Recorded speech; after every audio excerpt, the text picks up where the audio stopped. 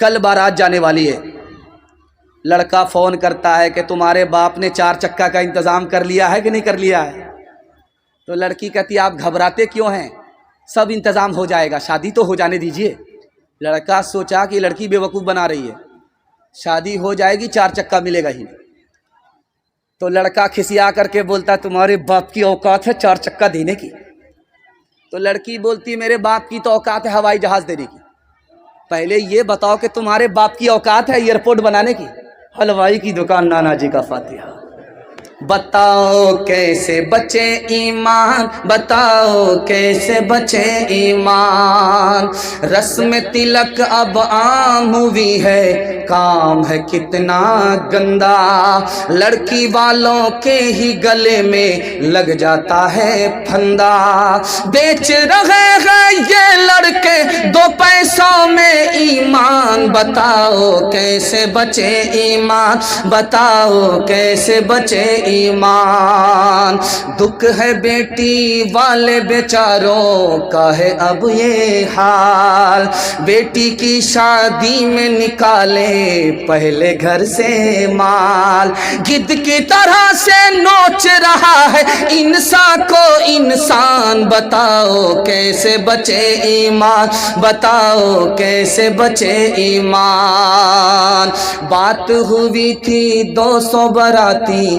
منگنی میں بس 30، کھانے میں جب گنتی ہوئی تو نکلے 420، خدا ہے مہرباں بولو بولو ہے مہرباں بولو، اے اہل وطن جان وطن بن کے دکھا دو، اس خاک کے ذرے کو بھی انسان بنا دو، انسان وہ ہے علم کی ہو جس میں تجلی، حیوان کو کبھی علم ملا ہو تو بتا دو، کانٹوں کو جہالت کے الگ کاٹ کے پھینکو، تم علم سے پھولوں سے نیا باغ کھلا دو، ہے ملک میں تفریق جہالت کے سبب سے، تم علم کی قوت سے یہ جھگڑا ہی مٹا دو، بے علم کا جینا بھی ہے ایک قسم کا مرنا، جیسے تن بے روح جلا دو کہ دبا دو، خدا ہے مہرباں بولو بولو ہے مہرباں بولو۔ 5واں پیغام جلدی سے دنیا اور آخرت کے حوالے سے آپ کی خدمت میں آ رہا، سننے کے لیے تیار ہے؟ ہاتھ اٹھائیے انشاءاللہ، جوانی میں سوئیں گے بڑھاپے میں جاگیں گے، ہاتھ اٹھائیے انشاءاللہ۔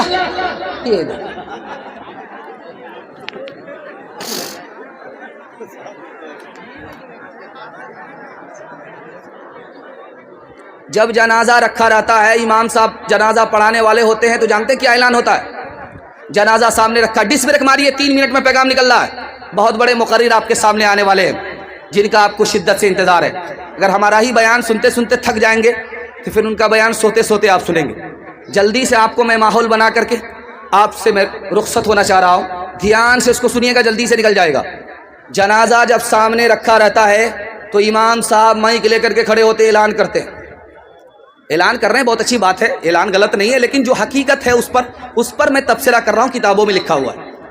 جنازہ سامنے رکھا ہوا ہے، امام صاحب کھڑے ہو گئے، جنازہ پڑھانے سے پہلے کہا کہ دیکھیے اگر اس مرحوم نے کسی کا لین دین کیا ہے، کسی کا لین دین اس مرحوم کے ذمے ہے تو بیٹا موجود ہے، لے لیجئے گا، اور اگر کسی کو تکلیف پہنچائی ہے زبان سے ہاتھ سے تو معاف کر دیجئے گا دل سے، لیکن کتابوں میں لکھا ہے کہ اس اعلان کا کوئی فائدہ نہیں ہے، جس کو ستایا ہوگا وہ نماز پڑھا جنازہ پڑھنے کے لیے نہیں آیا ہے، جس کو دکھ دیا ہے، تکلیف دی ہے، حق مارا ہے، وہ نماز جنازہ پڑھنے کے لیے نہیں آ رہا ہے، تو یہ اعلان سر سے اوپر جا رہا، کوئی فائدہ نہیں۔ اگر اس اعلان کے انتظار میں آپ رہے تو آپ کا گھاٹا ہے، جو کام کل کرنا ہے وہ آج کرنا ہے، جو آج کرنا وہ بھی کرنا ہے، جیتے جی اپنا معاملہ صاف کر لینا ہے، معافی صافی کر لینی ہے انشاءاللہ۔ آپ دیکھیں گے مرنے والا جب مرتا ہے تو پیر کے نیچے سے روح نکلتی ہے، پیر کے نیچے سے روح کو دوہا جاتا ہے، جیسے گائے کو دوہا جاتا ہے اسی طرح پیر کے نیچے سے روح نکالی جاتی ہے۔ اس کی مثال ہے کہ جب آپ دیکھیں گے جب آدمی مرنے والا ہوگا اس کا پیر ٹھنڈا ہو گیا، سمجھ جائیے یہاں سے روح نکل گئی. جہاں جہاں جو حصہ گرم ہے وہاں سمجھ جائیے روح ہے، جو جو حصہ ٹھنڈا ہوتا گیا وہاں سے روح نکل گئی. مطلب کیا ہوا کہ پیر کے نیچے سے روح نکل رہی ہے. اللہ کے رسول جب زندہ تھے تو اسلام کتنا پھیلایا؟ 9 لاکھ مربع میل. ابو بکر جب زندہ تھے تو کتنا اسلام پھیلایا؟ 11 لاکھ مربع میل. جب عمر زندہ تھے تو اسلام کتنا پھیلا؟ 22 لاکھ مربع میل. جب عثمان زندہ تھے تو اسلام کتنا پھیلا؟ 44 لاکھ مربع میل. جب امیر معاویہ زندہ تھے تو اسلام کتنا پھیلا؟ 64 لاکھ مربع میل. اتنے بڑے صحابی کا انتقال ہو رہا ہے، پیر پھیلائے ہوئے ہیں. سارے رشتہ دار رونے لگے. امیر معاویہ نے آنکھ کھول کر کے کہا رضی اللہ عنہ، تم لوگ کیوں روتے ہو؟ موت تو مجھے آ رہی ہے، روح تو میری کھینچی جا رہی ہے، ناخن سے کھینچی جا رہی ہے، پیر سے کھینچی جا رہی ہے، تم لوگ کیوں روتے ہو؟ تو کہا آپ ہمارے رشتہ دار ہیں، آپ دنیا چھوڑ کر کے جا رہے ہیں، آپ کی ہمدردی میں ہم لوگ رو رہے ہیں. کہا دیکھو اگر ہمدردی ہے تو میرے پیر کے نیچے سے روح نکالی جا رہی ہے، روک دو. کہا یہ تو ہمارے باپ کے بس میں بھی نہیں. کہا پھر یاد رکھو میری بات، میری روح قبض ہو رہی ہے، میرے بعد دنیا سے دھوکہ مت کھانا. ایک آدمی آ رہا تھا جمن چوک جلسہ سننے کے لیے، تو بیرگاچی میں پوچھا کہ جمن چوک کہاں ہے، آبادی کہاں، بستی کہاں؟ کہ دایاں بایاں مت لینا، سیدھا نکل جانا، جمن چوک پہنچ جاؤ گے. وہ دایاں بایاں نہ لے کر کے جو سیدھا گیا تو سیدھا قبرستان پہنچ گیا. سر پکڑ کر کے بیٹھ گیا کہ یہاں کے لوگ کیسا مذاق کرتے ہیں، زندہ آدمی کو قبرستان بھیج دیتے ہیں. وہ پلٹ کر کے پوچھا کہ بھائی صاحب میں بستی معلوم کر رہا تھا کہ جلسہ کہاں ہو رہا ہے، میں وہاں جانا چاہتا تھا، آپ ہم کو قبرستان بھیج دیے. ارے تم بے وقوف آدمی ہو، جو اصل بستی ہے وہ قبرستان ہے. جو جمن چوک کو بستی سمجھ رہے وہ بستی نہیں ہے. ہم نے ہر آدمی کو قبرستان میں آتے ہوئے دیکھا ہے، لیکن قبرستان سے کسی کو کہیں جاتے ہوئے نہیں دیکھا. اصل بستی تو اس کا نام ہے. موت سے پہلے انشاءاللہ موت کی تیاری کریں گے، ہاتھ اٹھائیے انشاءاللہ. مالو اولاد تیری قبر میں جانے کو نہیں، تجھ کو دوزخ کی مصیبت سے چھڑانے کو نہیں، تجھ کو دوزخ کی جز عمل قبر میں کوئی بھی تیرا یار نہیں. کیا قیامت ہے کہ تو اسے خبردار نہیں، کیا قیامت ہے کہ. ایک خوبصورت پیغام پورے جلسے کا خلاصہ ہے، آپ کی خدمت میں آ رہا ہے. آپ 1 سال میں 10 سال کے برابر ترقی کریں گے، گارنٹی ہے. مسند رسول پر بیٹھ کر کے میں کہہ رہا ہوں. آپ کو صرف 2 ہی کام کرنا ہے، حلال کمانا ہے، حساب سے خرچ کرنا ہے. اللہ آپ کو غنی رکھے گا، کبھی محتاج ہونے نہیں دے گا، غریب نہیں رکھے گا. ہاتھ اٹھا کر کے وعدہ کیجئے، لوٹ کر کے لائیں گے، کوٹ کر کے کھائیں گے انشاءاللہ. خیر ماشاءاللہ سچ پٹائے ہیں لیکن ڈس بریک مارا ہے، اللہ جزائے خیر دے.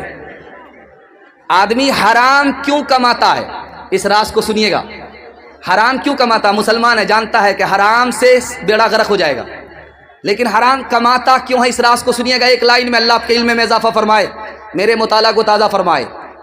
بیوی نے تانا مارا، بیٹے نے تانا مارا، ماں باپ نے تانا مارا، دنیا کہاں سے کہاں پہنچ گئی، اب تو وہیں کے وہیں ہے.